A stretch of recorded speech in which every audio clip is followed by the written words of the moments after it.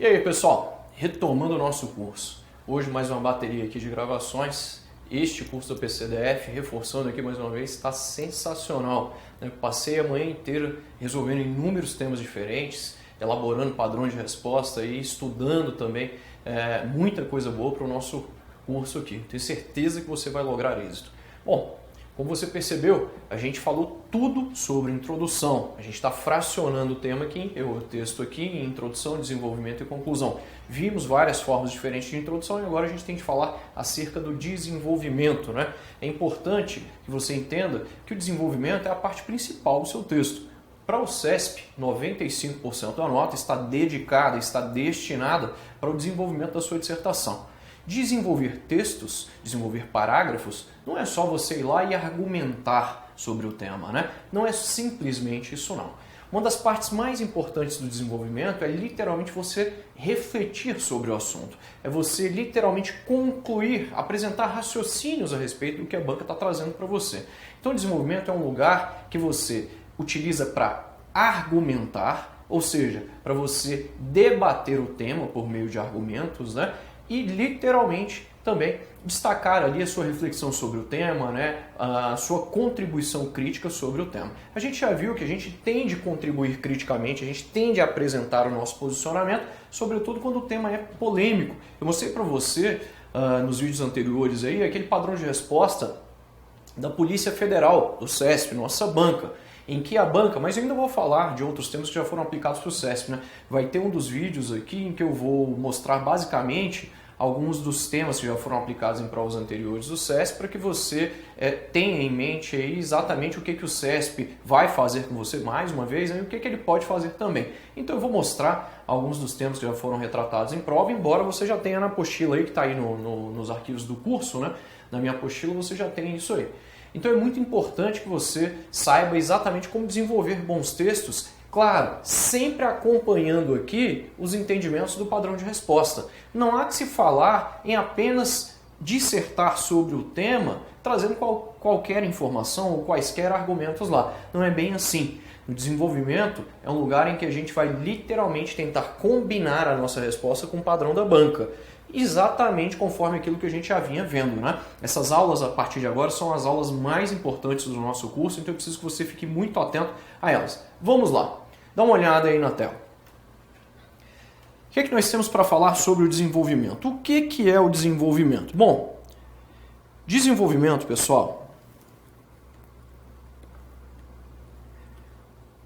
é o local do texto, como a gente já tinha visto, né? Destinado à argumentação. Eu já falei para você sobre desenvolvimento na hora que nós apresentamos a estrutura da dissertação, introdução, desenvolvimento e conclusão. Beleza? Legal. O desenvolvimento, como a gente já tinha falado, ele vai ocupar 3 ou 4 parágrafos. Além do desenvolvimento, você só vai ter introdução nas provas do CESP. Então aqui a gente está falando das provas do CESP especificamente. Beleza? Então a gente vai utilizar 3 ou 4 parágrafos aqui para o desenvolvimento. Eu, quando falei da DDD de número 1, deixei claro para você lá que ao todo o seu texto vai ter pro CESP, né? Ou 4 ou 5 parágrafos ao todo. Um de introdução e aí o restante é desenvolvimento. Tranquilo? Legal. Dixon, mas as partes mais importantes aqui no que se refere ao desenvolvimento, né, na parte argumentativa. O desenvolvimento ele deve se ocupar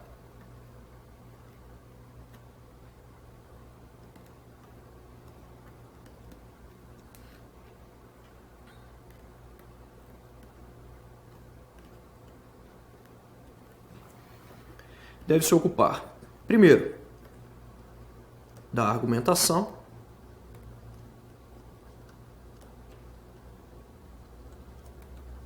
e depois da reflexão sobre o tema.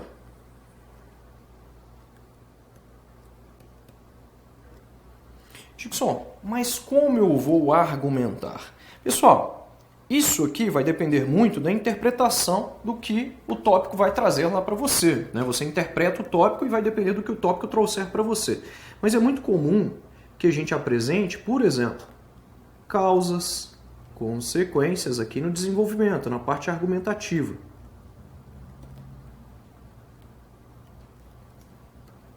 Que eu apresente prós, contras, argumentos favoráveis, argumentos contrários. Comum também que eu apresente conceitos a respeito do tema, que a gente destaque a importância daquele tema, de algo relacionado ao tema em si, né?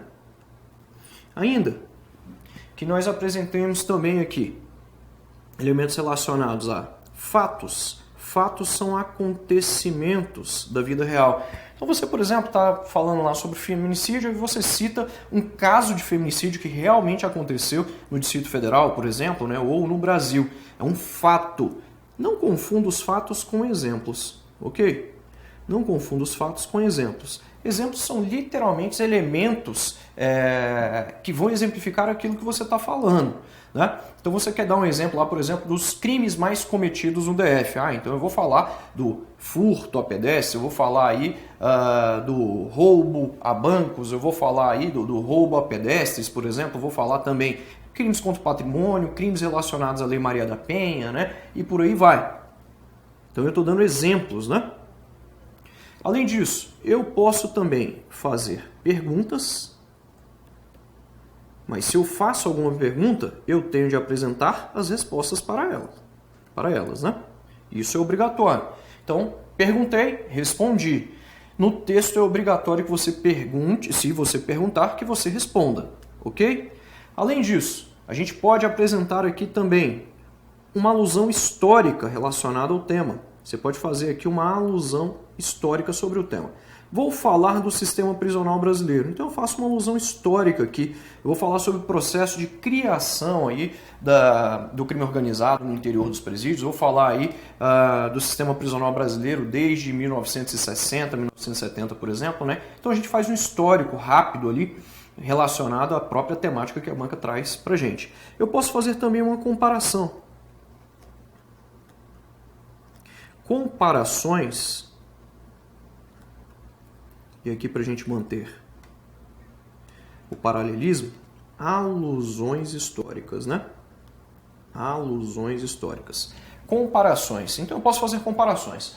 Vamos supor que você está falando, o seu texto ele destaca lá, por exemplo, a inteligência artificial. Você tem de falar sobre inteligência artificial, né? Todos esses mecanismos tecnológicos são criados aí para literalmente simular o raciocínio humano, né? O pensamento humano.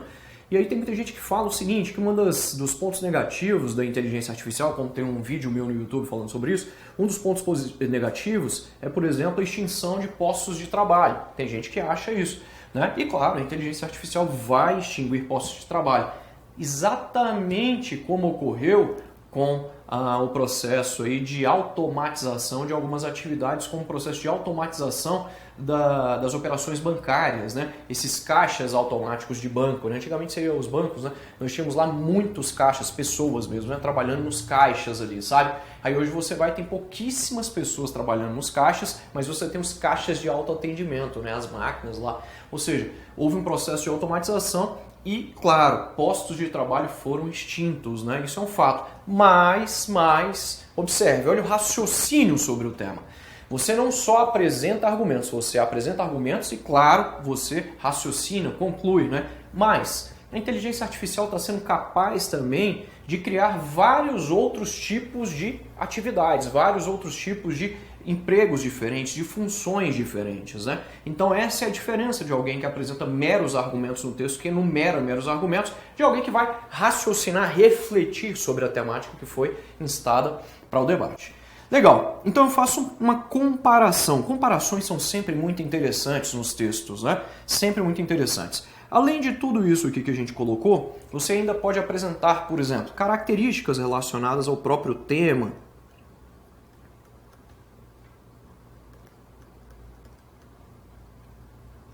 Entre várias outras coisas, beleza? Entre várias outras coisas. Isso aqui tem a ver com a argumentação.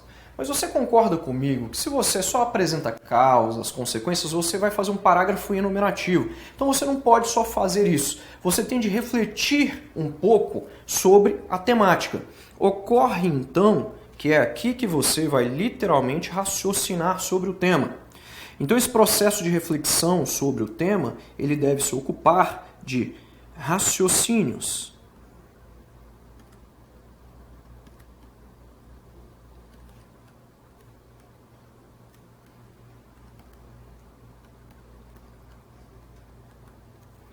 A respeito do tema, a respeito dos tópicos.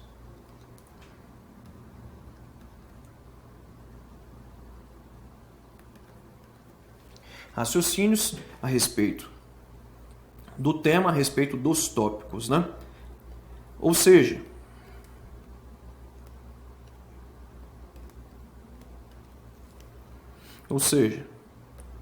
conclusões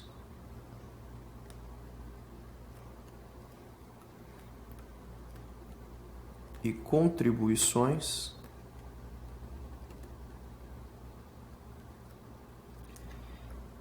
relativas aos argumentos apresentados.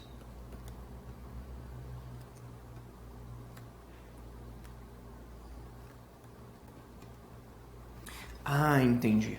Então, para eu, de fato, fazer um bom desenvolvimento, eu tenho de me ocupar dessas informações aí. Eu não posso só chegar lá e entulhar um monte de informação. A banca pergunta lá para você, exemplos de ações de hackers, né? Ela está falando de crimes virtuais, é um dos nossos temas que menciona aí crimes virtuais.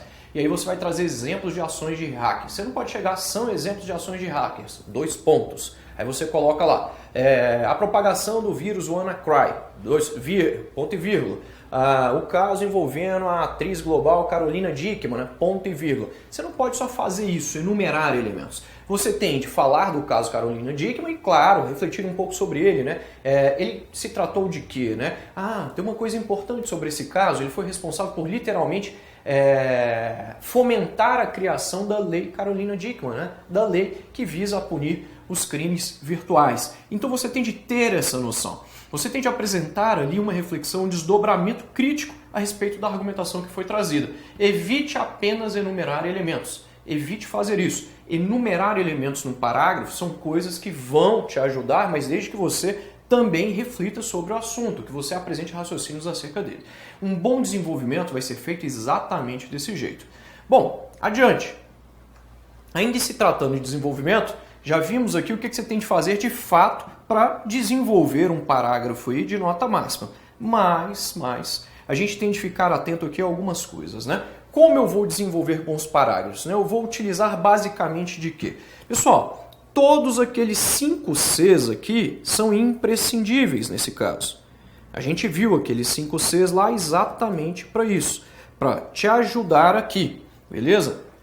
Você tem de utilizar correção, coesão, concisão, coerência e clareza em todos os parágrafos que você for, de fato, elaborar. Além disso, eu preciso que você fique atento também às DDDs. A gente já viu a DDD de número 1, como você observou. E aí, agora a gente vai ver as DDDs 2, 3 e 4, beleza? Antes da gente começar a redigir. A DDD de número 1, cuja palavra é facilitação, vai ser fundamental para você na hora que você estiver fazendo seus parágrafos, né? Estruturando o seu texto. DDD de número 2 é a palavra interpretação. A gente vai ver que interpretar é muito mais do que entender o que o examinador pede para a gente. DDD de número 3, cuja palavra é roteirização. A gente vai fazer um roteiro dos parágrafos de desenvolvimento antes de rascunhá-los. E por último, a DDD de número 4, cuja palavra é argumentação. No detalhe agora, vamos aproveitar para falar da DDD de número 2, interpretação. Dixon, o que eu faço de fato para interpretar o que o examinador pede para você? Bom, para você interpretar, basicamente você vai fazer 2 coisas. Primeiro, identificar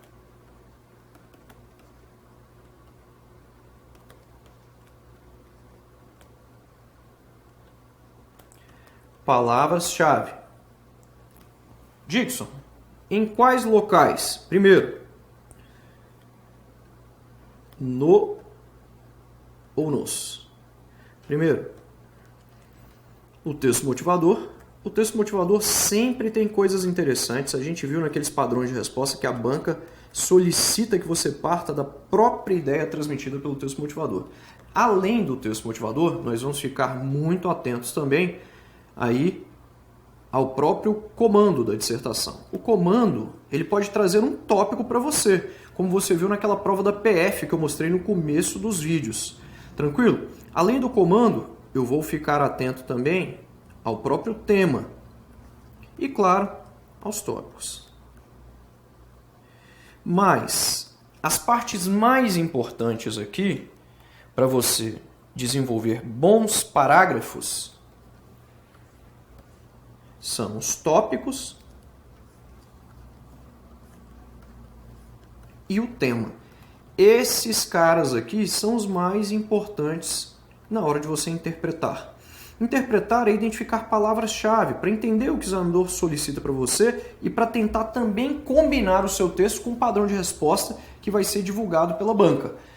Legal, então eu identifico palavras-chave. Você já viu que na introdução eu já fiz isso aqui, né? Você percebeu isso. As partes mais importantes, tema e tópicos. Além disso, a gente vai elaborar perguntas.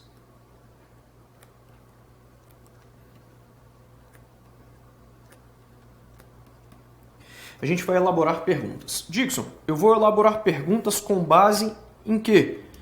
Vírgula. Utilizando os pronomes interrogativos. Já sei um monte, Dixon. O que, qual, suas variações no plural, né? Como, onde, quem, por quê, quando,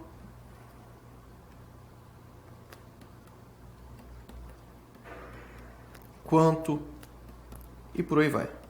E segue relação. Beleza? Se você souber esses caras aí, eles vão nos ajudar bastante, né? Essas perguntas que vão ser feitas aqui vão servir para literalmente combinar o seu texto com o padrão de resposta. É assim que você vai chegar à nota máxima.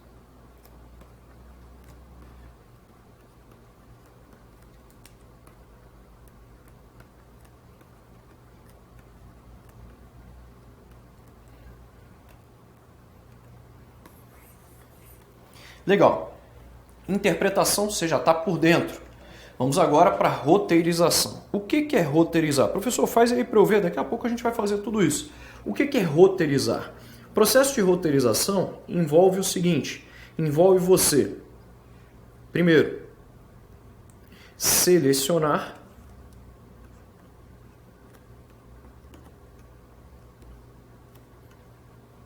argumentos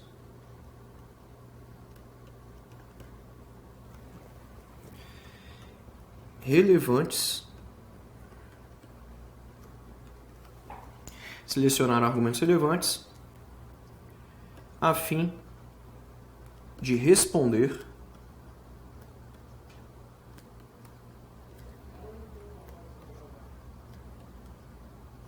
as perguntas feitas durante a interpretação. Lembra aquelas perguntas que a gente fez?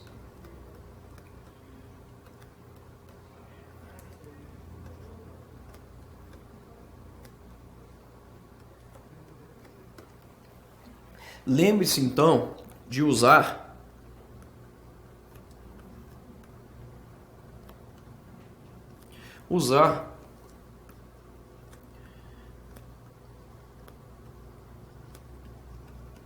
os argumentos,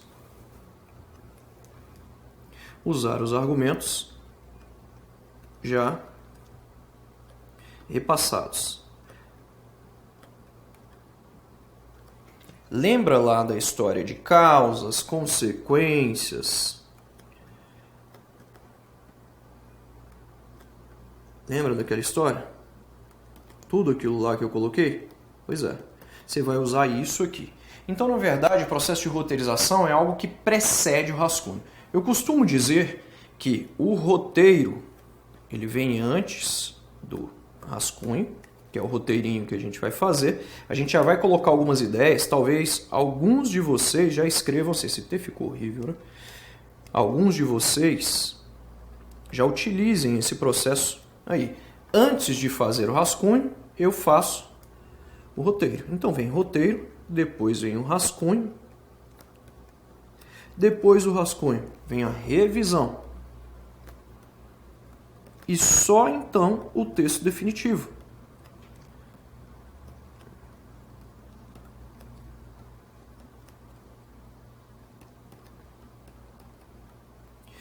Dixon, isso vai demorar pra caramba. Calma, fica tranquilo. Quando você tem um bom roteiro, todo o restante fica muito mais fácil.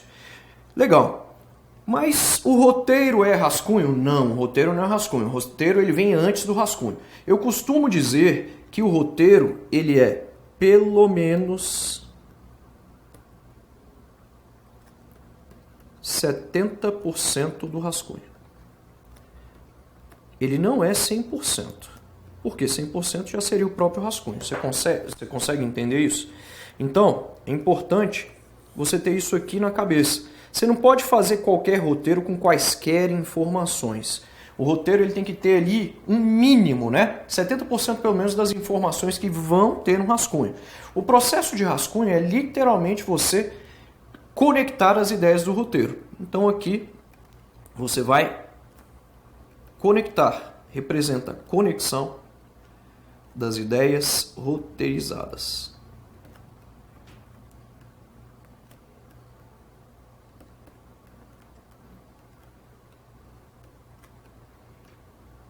Beleza?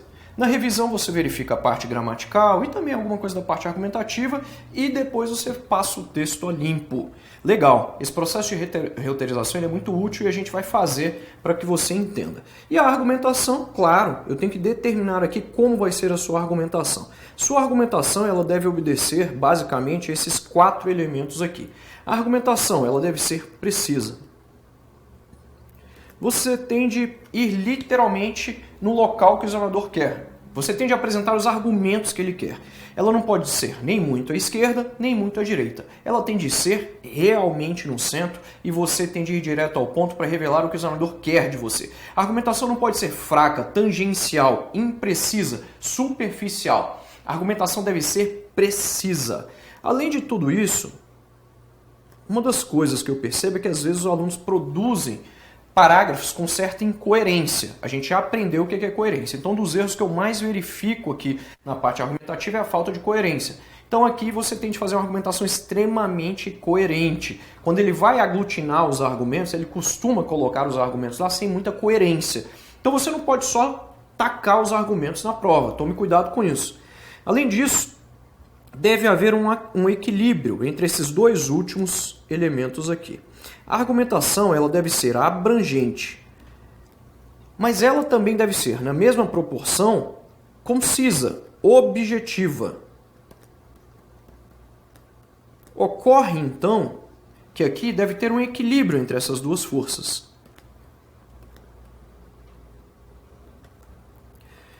Se ele pede para você características do inquérito policial, a gente não vai ter uma prova técnica, né? Mas vamos supor que ele peça características do inquérito policial. Aí você vai lá, eu vou trazer 20 características, só existem 13, né? Eu vou trazer 20 características do inquérito policial. Não, peraí. Se ele pediu características do inquérito policial, a gente vai apresentar algumas características, mas a gente também vai explicar. Se você fala que o inquérito policial é sigiloso, aí você vai lá e explica para quê, né? Para manter o sucesso nas investigações. Se você fala, por exemplo, que ele é dispensável, porque se já houver indícios de autoria e materialidade delitiva, o Ministério Público pode oferecer a ação sem a necessidade de inquérito policial. Aí você vai lá e fala por que ele é oficioso, porque ele é oficial, conduzido por órgãos do Estado. Então não basta só enumerar. Eu trago uma quantidade mínima ali, se ele pediu características, a gente vai trazer pelo menos umas 3, 4, né? Mas como existem várias, você pode trazer até 5. Mas você tem de explicar o que são essas características, né? Isso já é uma coisa que está intrínseca aqui ao texto dissertativo, ainda que ele não peça para você. Ainda que ele não peça para você, convém você explicar. Mas de uma forma muito objetiva. Tem gente que vai explicar por que o inquérito é sigiloso e gasta 4 linhas. Não é isso não. Essas explicações têm de ser extremamente objetivas, né? Aqui deve haver um equilíbrio. Você lança mão de vários argumentos, mas você também equilibra ali, né? Você também vai apresentar elementos ali, desdobramentos desses argumentos. Eu não posso só enumerar elementos.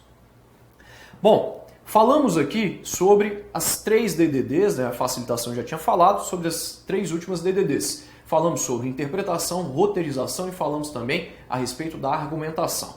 A partir de agora, a gente já vai desenvolver alguns parágrafos e vamos pegar essas informações aqui e vamos utilizar para fazer o nosso texto. Próximo vídeo, a gente vem com texto a partir de agora. Tchau!